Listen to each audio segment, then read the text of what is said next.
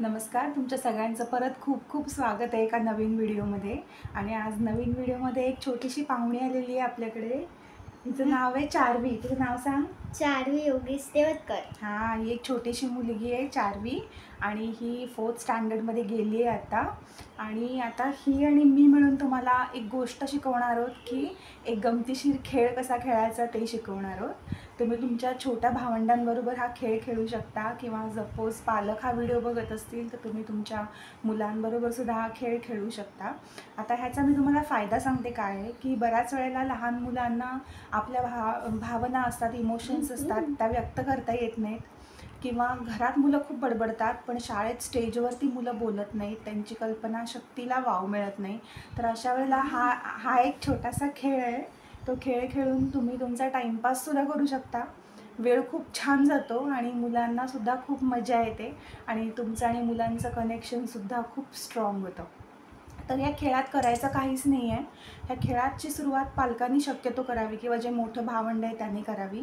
आणि कुठलंही एक रँडम वाक्य तुम्ही बोला, कुठलंही रँडम वाक्य, आणि तुमच्या मुलाला किंवा तुमच्या भावंडाला सांगा की त्या वाक्याला अनुसरून अजून एक पुढे वाक्य बोल, मग त्याला अनुसरून तुम्ही एक वाक्य बोला. असं करत करत करत तुम्हाला एक गोष्ट रचत जायची आहे. आणि तुम्ही विश्वास ठेवा की प्रत्येक वेळेला खूप मजेशीर गोष्ट तयार होते. कधी कधी इतकी मजेशीर होते की हसून हसून पोट दुखतं, हो ना. तर आता आपण त्याचं एक प्रात्यक्षिक बघूया, त्याचा एक प्रयोग बघूया. आणि तुम्ही विश्वास ठेवा, ह्या गोष्टीची आम्ही जरासुद्धा प्रॅक्टिस केलेली नाही. केली आहे का प्रॅक्टिस? अजिबात नाही. आता रँडम मलासुद्धा माहिती नाही आहे की कोणती गोष्ट तयार होईल इकडे. तर चला बघूया की ही गोष्ट कोणती तयार होते. तर आता आम्ही सुरुवात करू. ठीक आहे, एक रँडम वाक्य घेऊया. एक मोठा राजवाडा होता. त्या राजवाड्यामध्ये एक राजा होता. एके दिवशी तो राजा शिकारीला गेला. आणि त्या शिकारमध्ये त्याला एक सोनेरी हरिण दिसलं आणि त्याला कसं रामायण सारखं. अरे वा, मग ते सोनेरी हरिण ना. मग ते सोनेरी हरिण बघून राजाला असं वाटलं की त्याला पकडावं आणि आपल्यासोबत आपल्याकडे त्याला पाळावं आपल्या राजवाड्यात. मग आपली राणी खुश होईल. मग ना तो हरिणचा पाठी जायला लागला आणि हरिण पुढे पुढे आपल्याला वाचवायला जात होती. आणि त्या हरणाच्या मागे पळता पळता राजा एकदम घनदाट जंगलात गेला.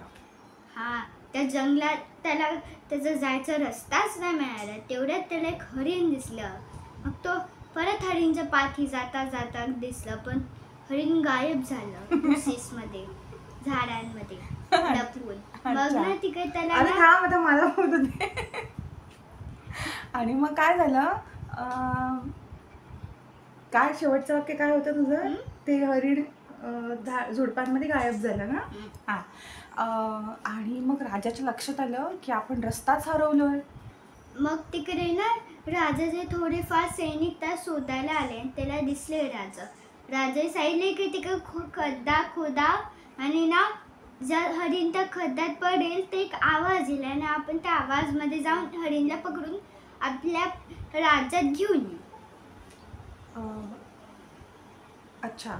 मग त्याने काय केलं, तो खड्डा खणला आणि हरिण त्यात पडलं आणि त्या हरणाला राजाने पकडलं.